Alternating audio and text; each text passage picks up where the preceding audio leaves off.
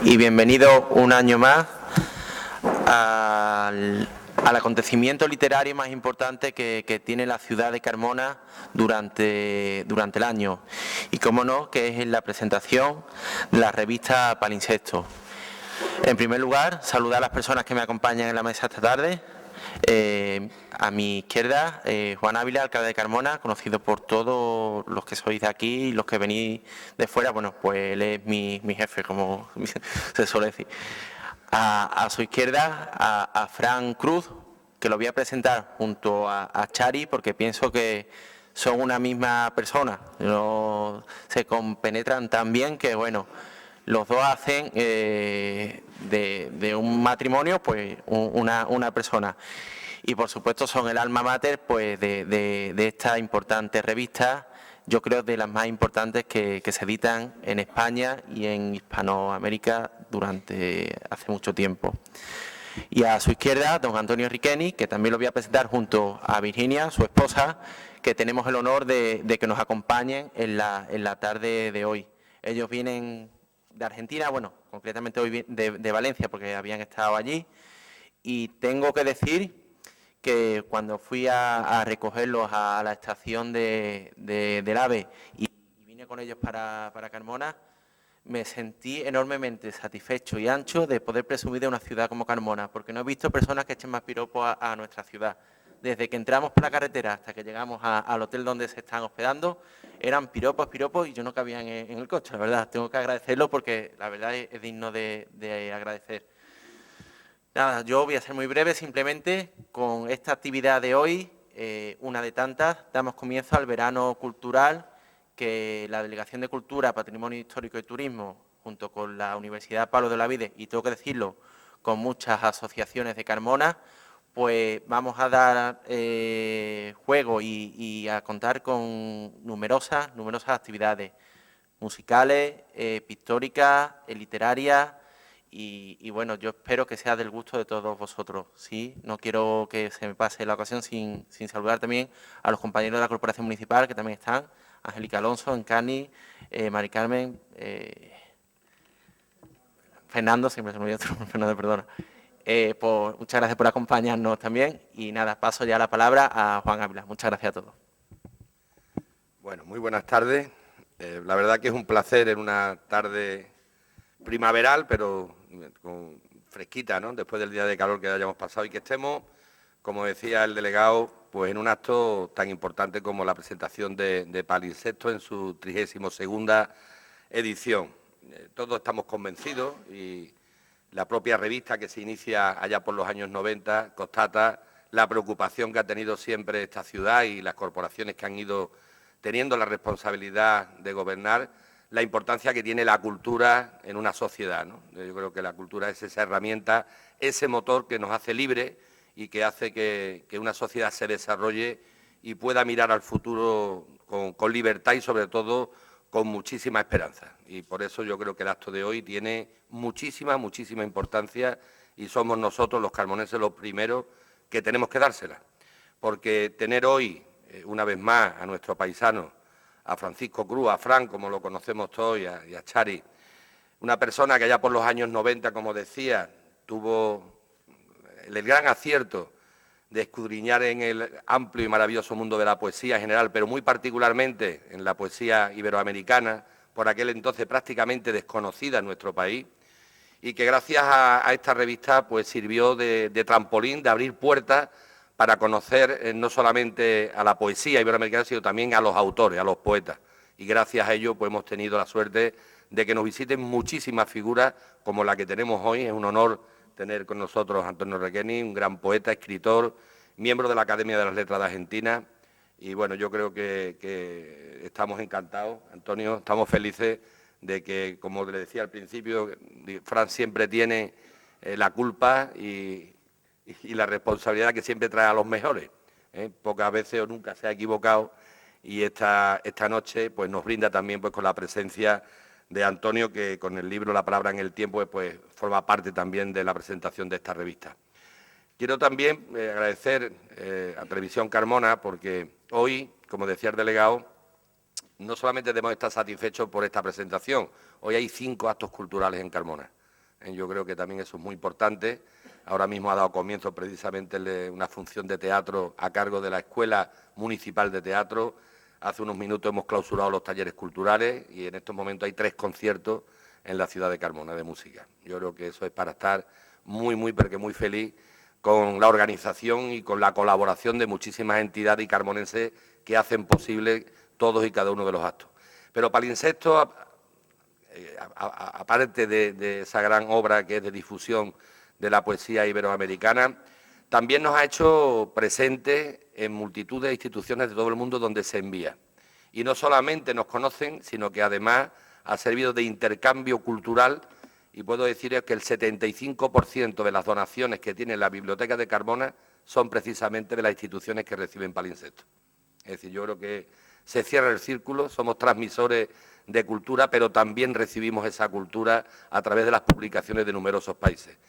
Y sin lugar a dudas, el artífice de todo esto es ni más ni menos pues, que la persona que tengo al lado, a Fran, un grandísimo poeta, pero yo siempre digo que detrás de un gran artista, detrás de un gran poeta, detrás de un gran músico, siempre hay una maravillosa persona, y Fran pues reúne todas esas condiciones, y como bien ha dicho antes Ramón, pues con el binomio que hace con Chari forman ese tándem incomparable que cada año, pues con su esfuerzo y también con su sapiencia y sus conocimientos de la poesía iberoamericana, pues nos hace este regalo cada año.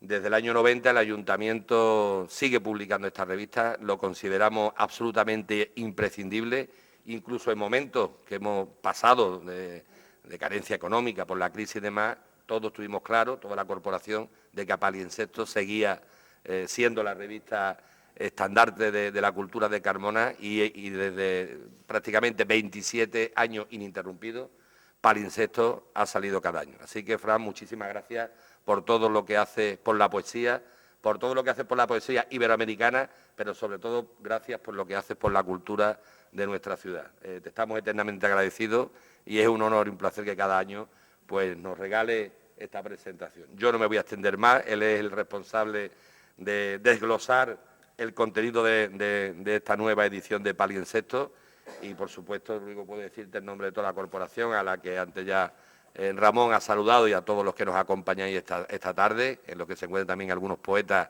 locales que viven afincados en nuestra ciudad. Y por supuesto que hay mejor marco, Fran, aunque bonito siempre también ha sido en otras ocasiones, como el teatro, pero está en un ámbito académico, como es este Palacio de los Briones, en el seno de una universidad, como es la Pablo Olavide. Pues yo creo que qué mejor sitio, qué mejor noche para deleitarnos y de compartir contigo esta maravillosa revista que cada año nos regala. Así que muchísimas gracias por tu trabajo y estamos locos por escucharte.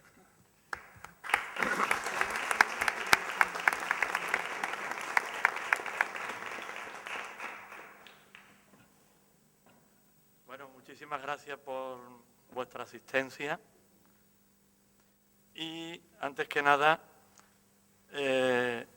Juan Ávila, nuestro alcalde, me lo ha puesto en bandeja. No es por devolverle los elogios, pero después de tanto tiempo haciendo la revista, uno se da cuenta que pocas instituciones, por no decir casi ninguna, ya sean del ámbito privado o público, han apoyado con tanta decisión y constancia una revista de poesía como el Ayuntamiento de Carmona. Entonces, eso nos da una tranquilidad de trabajo a Chari y a mí para planear a medio y largo plazo extraordinaria y separar el trigo de la paja con tiempo para darnos cuenta de verdad qué es lo que queremos publicar en cada número. De modo que va mi sincero agradecimiento a todas las personas e instituciones que siguen contribuyendo después de tanto tiempo a que Palincesto aparezca. Así, en primer lugar, al Ayuntamiento, en las personas de su alcalde, Juan Ávila, de su delegado de Patrimonio y Cultura, Ramón Gavira, a María Ángeles Piñero, directora de la biblioteca, y a todo su equipo, a nuestra diseñadora Carmen Herrera, a la imprenta Ingrasevi y a Francisco Hidalgo, director de la sede de Olavide en Carmona, que un año más nos recibe en su noble casa. Muchísimas gracias a todos, ¿no? A mí me conmueve especialmente hoy la presencia de Antonio Requeni, porque hace solo unos meses, cuando Chari y yo decidimos dedicarle el libro de nuestra colección, no entraba en nuestra cabeza la posibilidad de que viniera. El destino nos ha brindado la oportunidad extraordinaria de que así fuera, y yo le agradezco profundamente su compañía. Antonio Requeni justifica plenamente que uno siga haciendo una revista y se dedique a esta paciente labor poética después de tanto tiempo. Personas tan finas como Antonio y obras tan entrañables, humanas y cuidadas como la suya, como digo, justifican plenamente todo el esfuerzo que se pueda hacer para seguir editando, ¿no? Antes de dar paso a su lectura, yo voy a desglosar brevemente los contenidos de la revista. José Moreno Villa, exiliado en México, anotó en sus memorias a mediados del siglo XX que el pasarlo bien es una forma moderna de la enfermedad.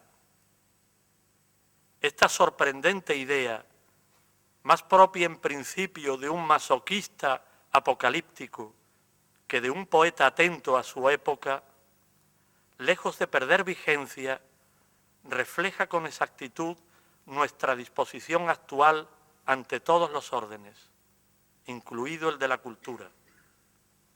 Una especie de contagiosa pereza intelectual o autocomplacencia acomodaticia nos ha ido convenciendo de que lo divertido es un ingrediente básico de cualquier actividad estética, sin el cual ésta no merece la pena de ser llevada a cabo. El entretenimiento, por sí solo, se considera hoy un elemento de juicio tan favorable que puede justificar por encima de otros aspectos un producto mediocre. Como consecuencia de ello, las líneas divisorias de ciertas escalas de valores se borran y en esta suerte de cajón desastre todo acaba teniendo la misma importancia. La poesía, como las demás artes, ni mucho menos escapa a esta confusión donde la falta de criterio hace del éxito de público o de ventas nuestra única vara de medir. Ante este desconcertante panorama, en el que las minorías corren el permanente riesgo de ser menospreciadas, ¿cómo no agradecer una vez más la sostenida confianza del Ayuntamiento de Carmona en Palincesto, que dura ya 27 años y que nos obliga a vigilar siempre nuestro nivel de exigencia, desestimando el desaliño, la ocurrencia o la mera improvisación tan recurrentes hoy?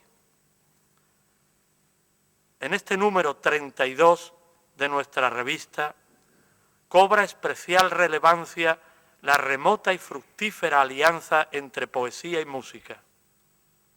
Al respecto, en reconocimiento a su indeleble labor artística y cercanía con Palincesto, publicamos una extensa entrevista con Amancio Prada, donde se refiere, entre otros muchos temas, a su convivencia con las canciones desde niño, y una muestra de poemas de Aquiles Nazoa, Caracas 1920-1976, presentada por el músico y compatriota suyo Bartolomé Díaz Sagún, miembro junto a Andrés Barrios del dúo El Taller de los Juglares, que recientemente ha puesto música a poemas ya clásicos de Nazoa, cuyas fábulas humorísticas en verso de índole crítica no exentas de ternura pertenecen a la memoria colectiva de Venezuela.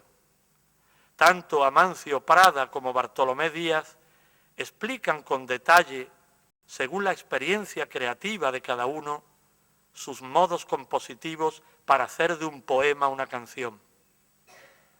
Aunque perteneciente a la misma generación de Aquiles Nazoa, a diferencia de su tono popular y jocoso, el de la colombiana Meira del Mar, Barranquilla 1922-2008, es delicado e intimista. Dotados de un depurado lirismo rayano en la evanescencia, los 10 poemas y las 2 prosas que de ella publicamos, introducidas por Valería Osorio, estudiosa de su obra, nos hablan casi en susurro de la soledad, del desamor, sus ancestros libaneses, de la condición fantasmal del tiempo, en estrofas normalmente medidas y rimadas, acordes con la serena ligereza de este mundo interior. A estos 3 amplios bloques acompañan poemas del cubano afincado en Sevilla, José Pérez Olivares, caracterizados por su hondura conversacional, y del joven mexicano Adán Brand, imbuidos de coraje y remordimiento. Completan el número sendos ensayos del colombiano Carlos Granés y del chileno Pedro Lastra. En las críticas del Quijote, Granés aborda con la solvencia que le es propia, entre otras cuestiones, el influjo que la novela de Cervantes ha ejercido en tantos autores contemporáneos, el juego de espejos de su trama hasta cuestionarse a sí misma, y como para el caballero andante, al contrario de lo que sucede en la vida, la ficción resulta menos dúctil que la tozuda realidad. En notas sobre José Lezama Lima, Pedro Lastra, con sincera y ponderada lectura, pone en tela de juicio gran parte de la obra poética del escritor cubano, generalmente alabado con desmedido fervor. El número está ilustrado con imágenes de Armando Reverón. Caracas, 1889-1954, considerado el artista venezolano más importante del siglo XX por su manera de captar la luz del trópico. A lo largo de su vida, atravesada por crisis depresivas que influyeron en la progresiva introspección de su obra, abordó, entre otros temas, las naturalezas muertas, el paisaje, el autorretrato y el desnudo femenino. Además de sus pinturas, elaboró inquietantes muñecas de trapo a tamaño natural, a las que le hizo vestidos, pelucas y numerosos objetos que enriquecieron el mundo imaginado en torno a ellas, desdibujando el límite entre lo real y lo ficticio. En la portada de la revista aparece una de sus muñecas. Reverón, Nazoa y el músico Bartolomé Díaz Sagún representan sin duda en estas páginas de Palincesto la Venezuela civilizada, culta y creadora que siempre se enfrentará a la barbarie que este país está viviendo ahora mismo. Antonio Requeni tiene, además de ser un académico, miembro de la academia tanto del periodismo como de la Argentina de la lengua y correspondiente de la española, como ha dicho Juan Ávila, ejerció durante 40 años en la prensa el periodismo cultural. De ahí que también tiene una muy interesante obra en prosa, sobre todo dirigida al reportaje y a las entrevistas, aunque también tiene un pequeño volumen para niños. Su poesía está reunida por una edición de la Academia Argentina de la Lengua en 2014 y comprende libros como Umbral del Horizonte, Inventario, Línea de Sombra, El Vaso de Agua o poemas italianos. Como ustedes van a comprobar en cuanto yo detalle un poquito ciertas características de su poesía, él pertenece, a mi juicio, a la línea más entrañable, humana e inteligente de la poesía argentina.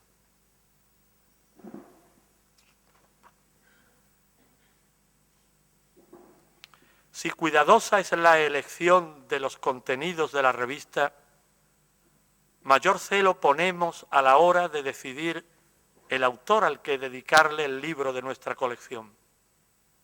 En este caso, a Chari y a mí nos bastó leer unos pocos poemas del argentino Antonio Requeni para darnos cuenta de la belleza formal y el calado humano de sus versos, cuya calidad espiritual se corresponde sin duda con la finura de su trato, que el poeta me dispensó en las numerosas conversaciones telefónicas que durante los últimos 5 o 6 meses hemos mantenido. En ellas advertí esa hábil mezcla de firmeza de criterio y receptividad que tanto me ha servido para preparar al gusto de ambos este volumen antológico, primero de los suyos que aparece en España. Ya su título, La palabra en el tiempo, nos indica su filiación machadiana a favor de una poesía cálida, entrañable, afectuosa, escrita en versos de sensual plasticidad, heredada de la generación del 27 con reminiscencias de nuestro siglo de oro. Hijo de padres españoles, aunque nacido en Buenos Aires en 1930, parte de su niñez transcurrió en Valencia. Quizá esta circunstancia familiar haya reforzado tempranamente su empatía por ciertas estructuras tradicionales como el soneto o la suave combinación de hectasílabos y endecasílabos en tiras de versos sueltos. Alejado, sin embargo, de la rigidez métrica, el fluctuante ritmo de sus poemas se acompasa gratamente a un tono a la vez lírico y narrativo, muy propicio a la meditación efusiva. En este orden de cosas, el afán prioritario de Antonio Requeni consiste en ser entendido por el lector, tocar de modo cordial su fibra sensible. De ahí que en un poema en prosa dirigido a Alejandra Pizarnik, ya desaparecida, le confiese que, contrario a la oscuridad retráctil y abismada de los versos de la poeta argentina, yo opte por la comunicación y el sentimiento. El ejercicio del periodismo, como él ha manifestado, lo sacó hasta cierto punto de sus ensimismamientos para prestar atención a su entorno y dotar de finas cualidades descriptivas su verso. Su condición de asiduo viajero por motivos profesionales le ha dado algunos poemas suyos, sobre todo a los que se testimonian su paso por tantos lugares de Europa y América, cierto aire ocasional, sin dejar de trascender por ello el mero apunte. Por esta razón, pienso que al leer su poesía, sin perder un ápice de coherencia inherente a toda obra auténtica, Requeni se preocupa menos de darnos una visión unitaria de la realidad que de transmitir la verdad de cada momento vivido.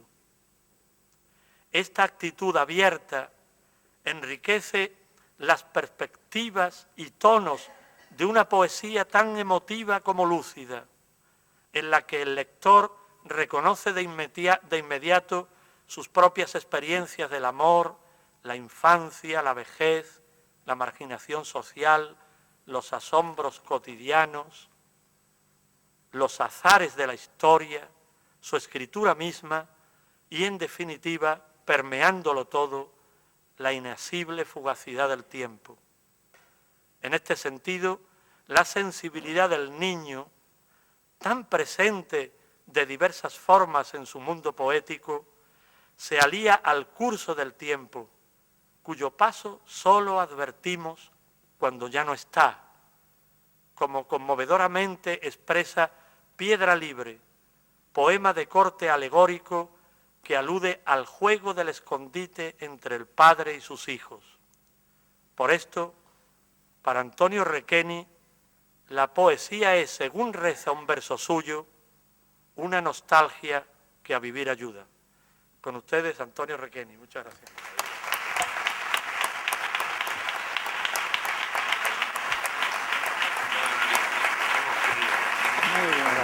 Muy bueno. Buenas noches a todos y a cada uno de ustedes. Gracias por haber venido. Gracias al señor alcalde, al concejal de Cultura, Ramón Gavira, al director de la Universidad Olavide, a la bibliotecaria, que no recuerdo su nombre, María Ángeles, a la diseñadora del libro, a todos los que tengo que agradecer efusivamente. Gracias especialmente a las autoridades por su generosa hospitalidad. Y la palabra gracias me queda pequeña para expresar mi gratitud a Frank Cruz y a Chari, porque a ellos se debe el que esté yo aquí esta noche, a que haya venido desde tan lejos, desde el otro lado del Atlántico, y lo he hecho y me siento muy feliz de haber hecho este viaje, haber conocido Carmona, haber descubierto esta ciudad mágica, hermosa, con sus paredes encaladas, con su muralla. Yo estoy entusiasmado con Carmona y creo que esta no va a ser la única vez que esté en esta ciudad. Bueno, voy a empezar leyendo mis poemas y el primero va a ser precisamente uno que se titula Gratitudes.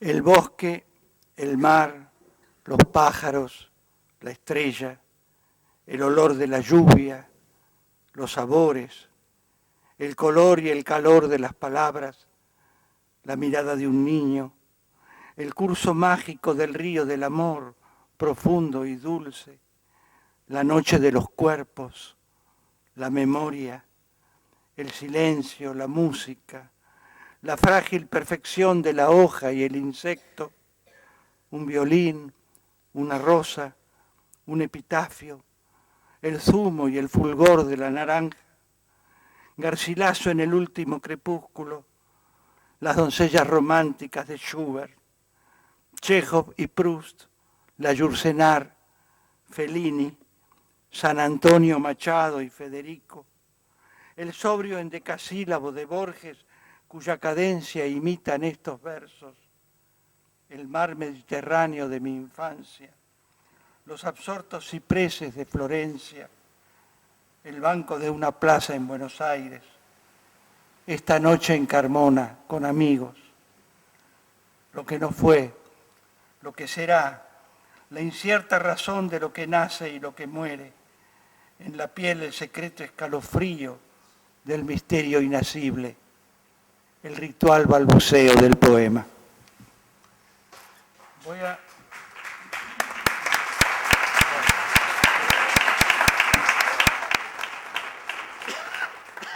Como comentó Frank Cruz, yo nací en Buenos Aires, pero a los 2 años me trajeron a España. Yo estoy bautizado en Valencia. Mis padres, mis abuelos, mis tatarabuelos, todos mis antepasados son valencianos. Y cuando yo vine a los 27 años, después de haber estado de chico aquí, estuvimos viviendo del 32 al 35, y cuando volví, quise ir a un cementerio, al cementerio de Castelnovo, un pueblo de la región valenciana que está casi pegado a Segorbe, la antigua Segórbida romana, porque allí yo sabía que estaban enterrados algunos de mis antepasados. Y allí tuve una experiencia para mí importante que traduje en estos versos. Yo encontré allí todos mis apellidos anteriores en las lápidas de las tumbas, los apellidos de mi padre y de mi madre, porque mi padre y mi madre eran primos hermanos. Yo soy hijo de primos hermanos. Dicen que los hijos de primos hermanos o son genios o deficientes mentales. Yo dejo que elijan. Y este es el poema Cementerio de Castelnuovo. Vine a buscar mis nombres anteriores, a desandar mi edad entre las tumbas suaves y amenas de este cementerio. Mareas de nostalgia me han traído a descifrar los hondos resplandores que alguna vez cruzaron el mediodía oscuro de mi sangre. Vine a buscar antepasados dulces, calmosos bajo el sol y gustadores de azahares y pinos. Vine a buscarme entre estas simples cruces, a recorrer el tiempo, a recorrerme. Ellos están allí, del otro lado de donde estallan flores y el agua se sonríe. No me entienden. Yo, sin embargo, los distingo, nítidos. Descubro un hilo tenue que me enlaza con los tatarabuelos de mi canto. Creo escuchar sus voces, me parece, pero ellos ya no son. Yacen dormidos, duermen del otro lado del recuerdo, confundida su nada entre inscripciones con viñetas de musgo. Y yo que vine a rescatar mensajes que aclarasen enigmas de mi vida, traspasado de ausencia me sorprendo, como si entre las lápidas llorase la joven luz, como si de improviso las venas se me hubieran marchitado. Pudo ser que estas muertes me vaciaran hasta opacar mi voz, antes dispuesta a celebrar azules y palomas que contemplaron mis antepasados. Estoy ya muerto en otra edad, caído junto a sombrías fuentes y amapolas. Respiro la humedad, su hiedra fría que ya me invade la mitad del pecho. Hacia la tierra siento que me arrastra esa raíz oculta que nos une. Hacia vosotros voy, en un abrazo tan largo como Dios nos fundiremos. Nada queda de mí, sumiso huésped de la desolación y la ceniza. Solamente mi voz se yergue apenas. Únicamente soy estas palabras. Quisiera leer un poema que no está en esta antología, si Fran me lo permite, porque yo me he nutrido de la poesía española. España es mi patria anterior y yo me siento tan argentino como español, y sobre todo literariamente. Yo he leído mucho, empecé leyendo por supuesto los clásicos que a mí me apasionaron, y después los poetas de la generación del 27 y los posteriores. Y la mayoría de los grandes poetas españoles han sido andaluces, ¿no? Desde Góngora y Fernando de Herrera y Gutiérrez de Cetina y Gustavo Adolfo Bécquer y Juan Ramón Jiménez y Machado, Antonio y Manuel y Luis Cernuda y tantos otros poetas y Frank Cruz también, andaluz, que son todos grandes poemas. Y todos ellos influyeron mucho en mi poesía. Y cuando cuando tenía 27 años, hice aquel viaje, un largo viaje en el que estuve varios meses en España. Yo escribí sobre varios lugares de España. Y quisiera leer un poema que no está en el libro, pero que está dedicado de alguna manera a Andalucía. Porque cuando estuve en Granada, yo sentí la emoción de los musulmanes. A mí siempre me atrajo la poesía arábiga andaluza. Y entonces yo quise escribí este poema, que es una casida. Quise imitar la forma arábigo-andaluza, de metro largo y además con imágenes muy sensuales, ¿no? Es típico de la poesía arábigo-andaluza. Y yo escribí este poema. Después de perseguirte entre las cítaras, los latidos del vino y el aroma de leyendas pretéritas, Me he detenido al fin junto a los surtidores que gorgotean en lo más conmovido del silencio. Ahora estoy en ti, como el rubor en las mejillas de este ocaso que se parece a una amapola. Vivo el secreto gozo de contemplar unas miniadas piedras erguidas en hermosura impronunciable y demorarme al borde de una alberca donde se asoma una pura efusión de estalactitas, el Alhambra, ¿no? Como si fuera una espiral de sueño, surcan mis ojos el contorno de las sonrientes filigranas. Siento llegar aquel jazmín de música que fuera dócil a la nostalgia de mi sangre. Presiento o rememoro lejanos días sin congojas, entretenidos en dar a luz jardines, racimos de gorjeos. Calla la tarde. Sobre los frescos patios con naranjos, una luz de azafrán se desmenuza. Quisiera que mi mano fuese aquella que despaciosamente dibujaba números melancólicos en la arena, o escribía el elogio de la noche que vio temblar en las pupilas mojadas de su amante. Voy a leer ahora poemas de otro carácter. Frank Cruz hizo mención de Piedra Libre, este poema que habla de aquí llaman el juego del escondite, nosotros la escondida, pero tengo que explicar por qué se titula Piedra Libre. En la Argentina, cuando los chicos juegan a la piedra libre, a la escondida, el que cuenta se apoya contra el muro, va contando, y cuando termina de contar, si divisa a alguien que está escondido detrás del armario, dice, piedra libre para fulano que está escondido.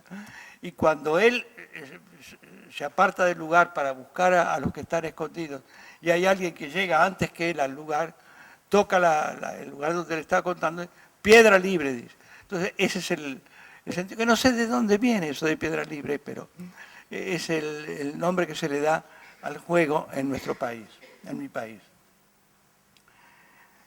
El padre juega con sus criaturas, la cara vuelta contra la pared y el brazo levantado hasta los ojos, está contando como si llorara. Y mientras cuenta, sus criaturas crecen, van por el mundo, suben escaleras, se enamoran o estudian geografía. Cuando termina de contar, el padre entra en los cuartos y revisa muebles. Apenas ve, ¿quién apagó las luces? Su voz, que ha enronquecido, los invita a dejar de una vez sus escondites. Y los hijos regresan, jubilosos. ¿Cómo han crecido? Son casi tan altos como los sueños que en su juventud solían desvelarlos dulcemente.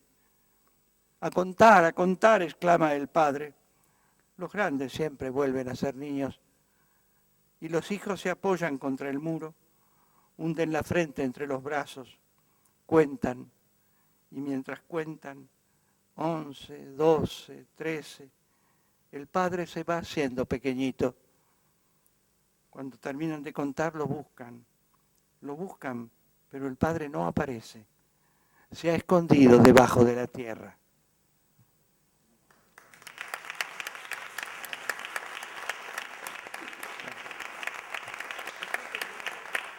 A ver.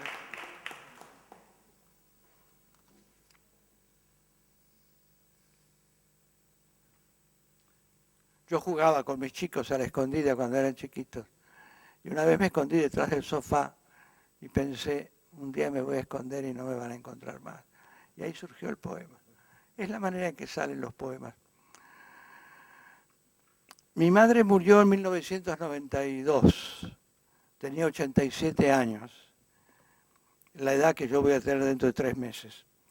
Siempre quise escribirle un poema a mi madre. Pasó el tiempo, pasaron varios años y no conseguía escribirlo. Y de pronto un día también surgió así la idea del poema y escribí esta composición que se titula El vaso de agua. Cuando me acuesto, desde que era niño, pongo a mi lado un vaso de agua. Al apagar la luz, si lo contemplo brillar en la penumbra, me imagino que el agua es otro nombre de mi madre y estoy seguro de que ya dormido alumbrará el acuario de mis sueños. Sombra, misterio, música nocturna que bebo a lentos sorbos o me bebe. ¿Eres tú quien me sueña en ese extraño país donde algún día nos veremos? Dormir es un ensayo de la muerte. Por las mañanas, cuando me recuerdo, muchas veces el vaso está vacío y vuelvo desganado a la rutina de calles y de rostros mientras llega la oscuridad, el rito silencioso de llenar nuevamente el vaso de agua para ponerlo al lado de mis sueños y saber que allí estás, que me proteges, que hay algo puro en medio de la noche.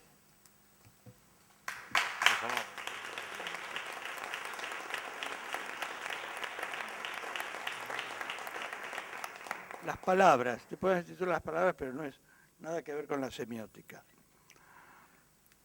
La música no miente, los árboles no mienten, los ojos tristes del animal no mienten, únicamente mienten las palabras. ¿Cómo decirte la verdad con ellas? Quisiera hablarte con los ojos del perro, dar frutos como el árbol, llegar a ti con la delicia y la escondida lágrima de Mozart, el esplendor de la verdad, belleza a la que mis palabras torpemente procuran acercarse. Es imposible, nunca sabré decirte que te quiero.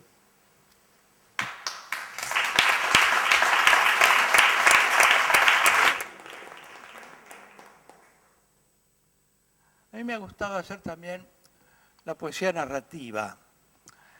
Algunos temas yo los he pensado como cuentos. De pronto no salió el cuento y salió el poema. Encontré lo que los franceses dicen le ton fait la chanson, el tono que hace la canción. Y eso me ocurrió con este poema que se titula Pompeya 79. Es un poema conjetural, como los que le gustaban a Borges, en el que el poeta asume la voz del protagonista del poema y conjetura lo que puede haber dicho, lo que puede decir. Se titula Pompeya 79 porque ustedes saben que en el año 79 es cuando se produce la erupción del Vesubio y Pompeya queda cubierta por la lava, ¿no? Y este es ese pequeño cuento. Yo, Sexto Marcio, poeta cuya obra elogiara el sublime Lucrecio, me hallaba esa mañana en mi triclinio, paciente, concentrado, el espíritu tenso, escandía las últimas estrofas de invocación a Orfeo, poema vasto y ambicioso. Zósima, mi mujer, tan hacendosa como necia, trajinaba entre tanto en la cocina. La oía querellar con criados y esclavos, y aquel rumor mezclado al de los cobres de calderos y pailas turbaba el silencioso diálogo de mi alma con la divina Euterpe. Mas cuando vino Zósima, sonriente, a mostrarme su obra maestra de repostería, mi cólera estalló en duros insultos. «Déjame en paz tú y tus malditas tortas», le grité. Y nuevamente, ensimismado, absorto, volví, cálamo en mano, a esa extraña tarea de urdir analogías y sonoros epítetos. Las abejas zumbaban y ultrajaban las moscas las graciosas imágenes pintadas en el muro. De pronto me fue dado mirar por la ventana oscurecerse el cielo. El día se hizo noche y un profundo ronquido o estertor retumbó en las entrañas de la tierra. Fui a la calle. Todos habían salido de sus casas, del templo, el lupanar, las termas, el gimnasio. Oí largos chillidos por la vía del foro. Una lengua de fuego, ávida, enorme, descendía desde la altura. Recuerdo que mis ojos se cegaron de golpe. No recuerdo más nada. Pasaron 2000 años. El olvido es la lápida que cubre para siempre mi nombre, mis cenizas y la adversa fortuna de aquel vasto poema que hubiera atravesado el fragor de los siglos. Pero si visitáis las salas superiores del Museo Arqueológico de Nápoles, podréis ver y asombraros de una rara presencia. Allí están hoy las tortas que entre restos de cobre se hallaron calcinadas en el horno de Sósima.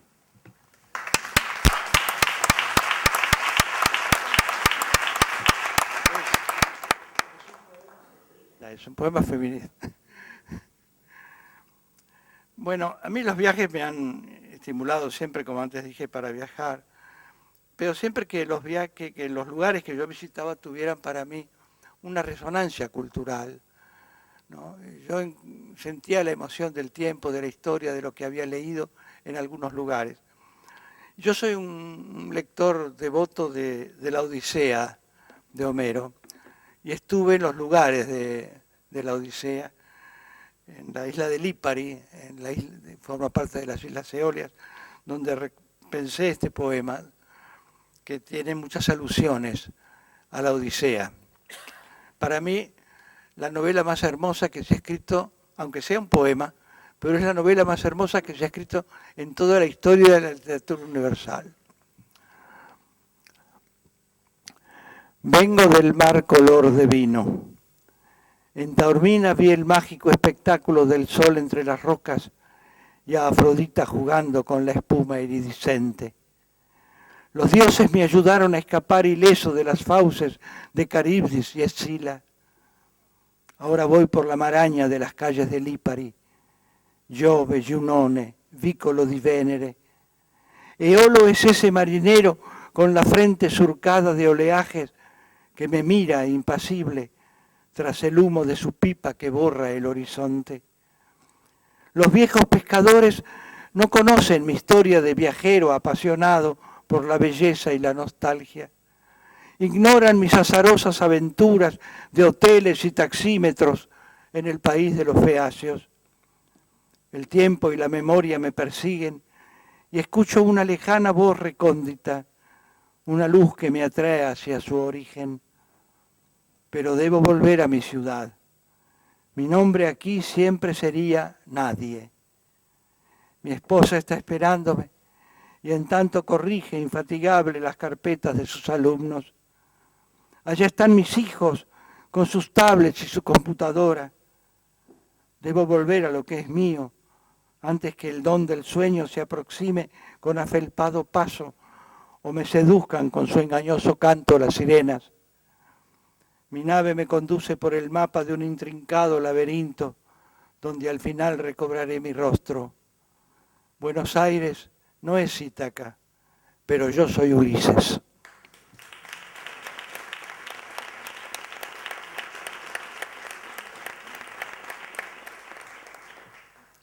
Cuando estuve en Israel, visité el Museo del Holocausto y escribí este poema que lleva el siguiente epígrafe.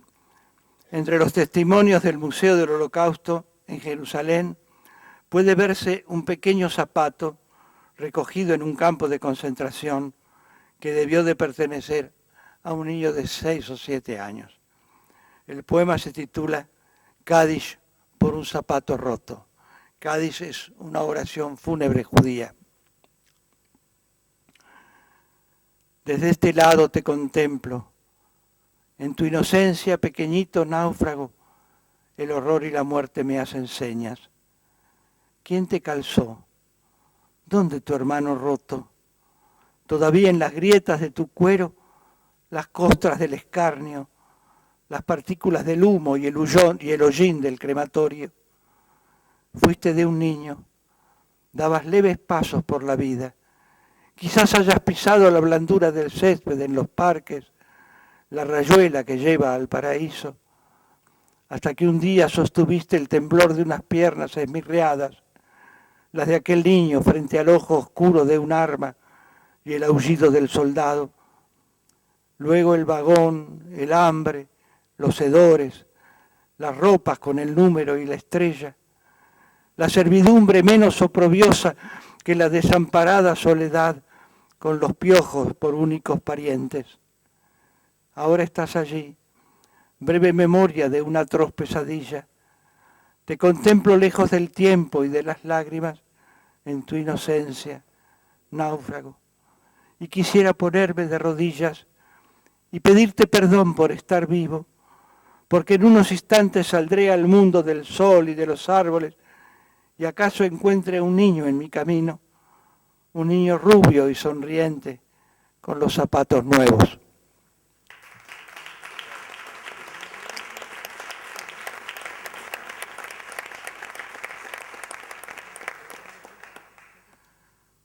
Bueno, una de las preocupaciones humanas de los últimos tiempos ha sido el hecho de envejecer, lógico, pero que a mí me da mucha rabia, porque yo no me siento tan viejo.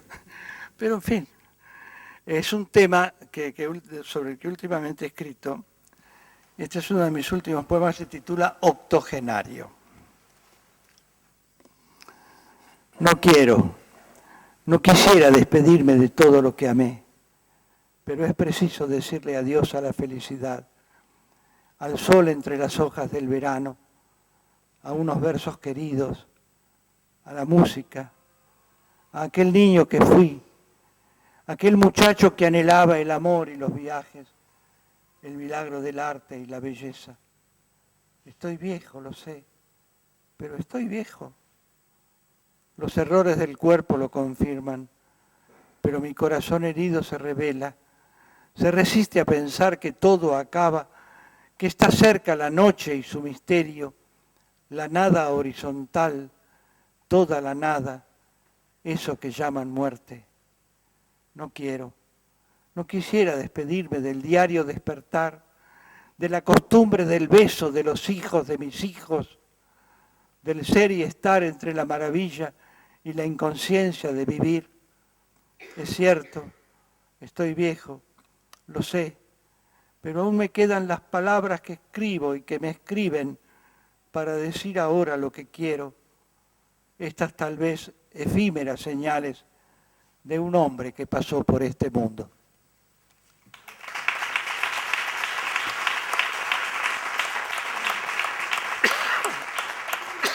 Voy a leer un soneto. Levantarme, la ducha, el desayuno, el diario, los libros y a la mesa. Comer y descomer. Tediosa empresa la de una tarde sin proyecto alguno. Salir, andar, volver, quedarse quieto, sentarme a ver televisión, qué espanto. Esperar, y mientras tanto borronear este insípido soneto.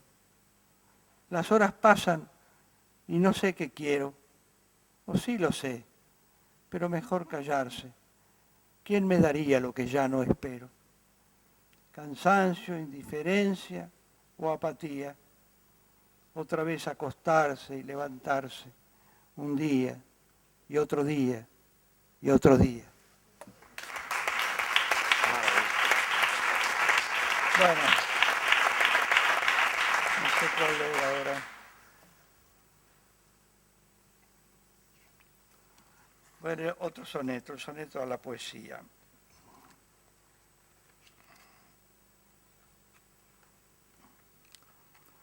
Un soneto a la poesía. Temblorosa, como una flor desnuda, te descubrí en la infancia. Simplemente un susurro, un aroma por la frente, tu luz en mi palabra ciega y muda.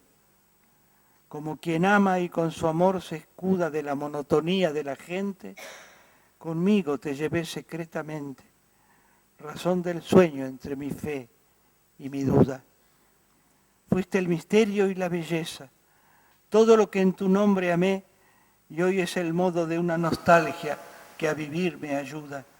Cuando abro un libro y vuelves temblorosa, susurro, aroma, luz, desnuda rosa, con Garcilaso, Rilke, Banch, Cernuda.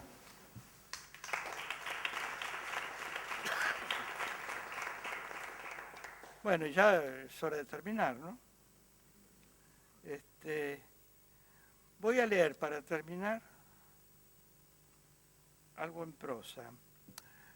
Cuando Francisco Cruz tan generosamente me ofreció hacer este libro, me pidió que yo escribiera a manera de prólogo un autorretrato, ¿no? cosa difícil para mí de hacer, pero bueno, lo hice y salió. Quiero leer los últimos párrafos de este autorretrato.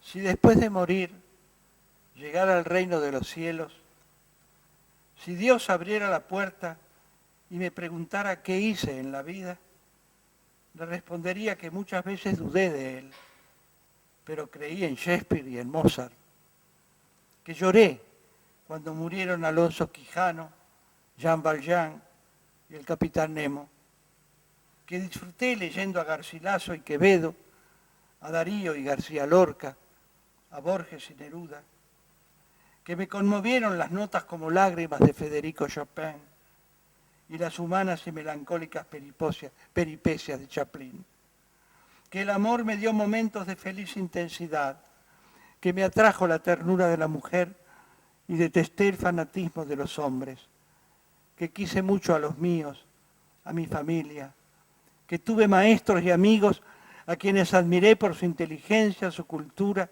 y su sentido del humor, que experimenté la emoción del tiempo y de la historia en algunos lugares a los que viajé, que me bañé en el mar de Ulises, que en Italia contemplé arrobado el genio de Miguel Ángel y mi alma se arrodilló en Collioure ante la tumba de Antonio Machado, que celebré la naturaleza y el incesante misterio de la vida, que respeté y traté de no herir involuntariamente a los demás. Por último, le mencionaría los títulos de 2 o 3 poemas de entre los muchos que escribí. Podría decirle otras cosas, pero lo más probable es que me quede callado. Muchas gracias.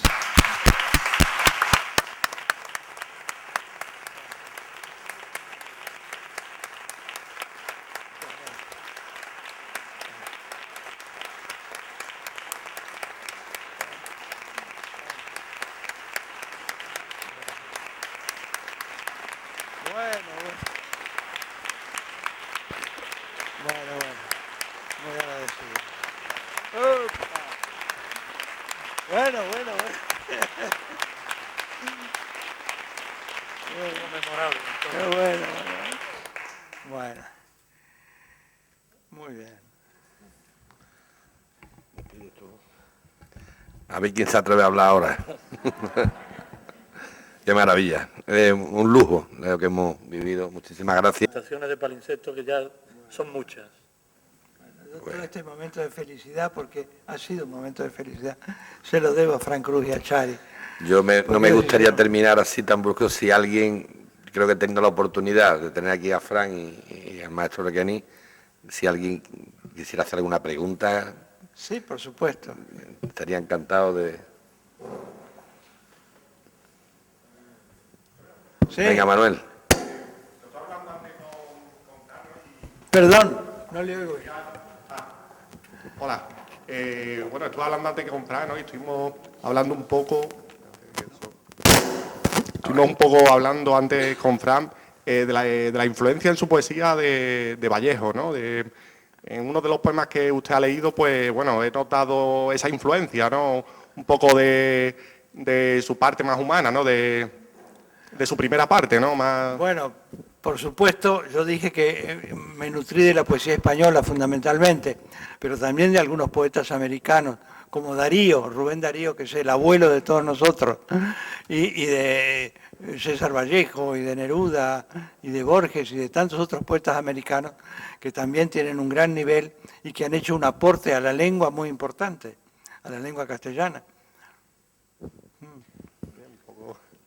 Sí.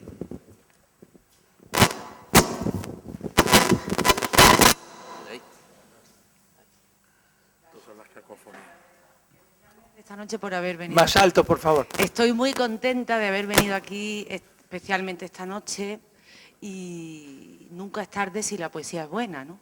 Porque yo lo acabo de descubrir ahora mismo, lo confieso.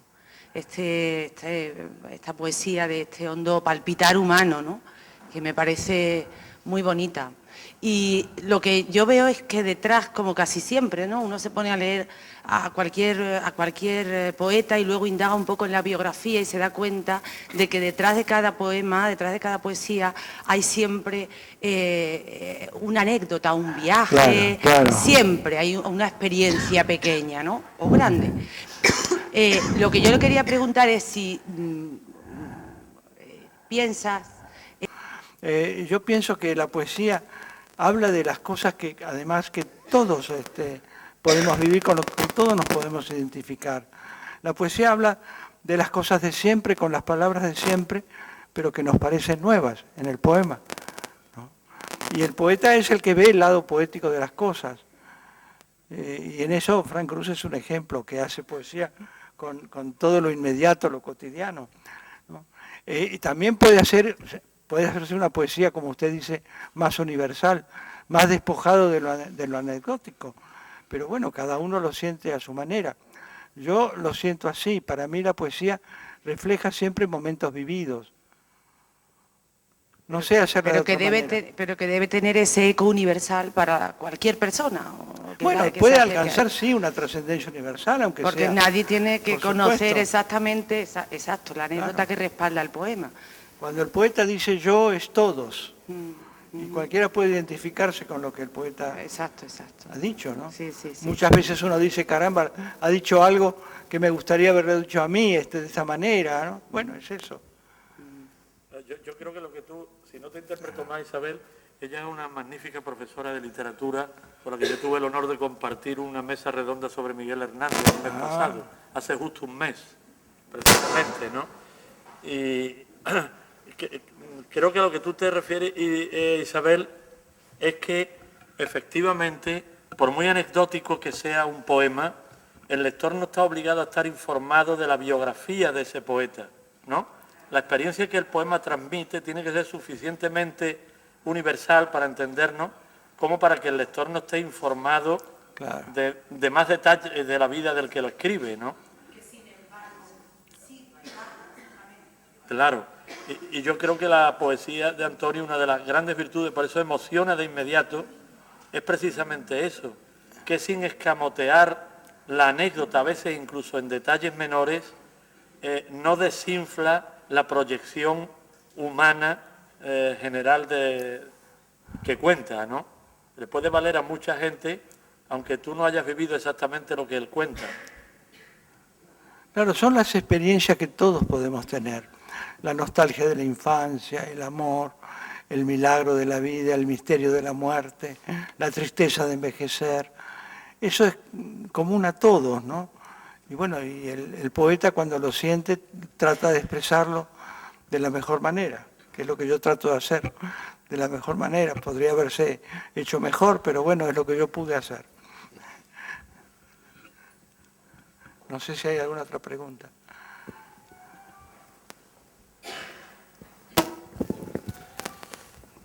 Bueno, pues nada, pues muchísimas gracias, felicidades, ha sido un placer y muchísimas gracias por vuestra asistencia.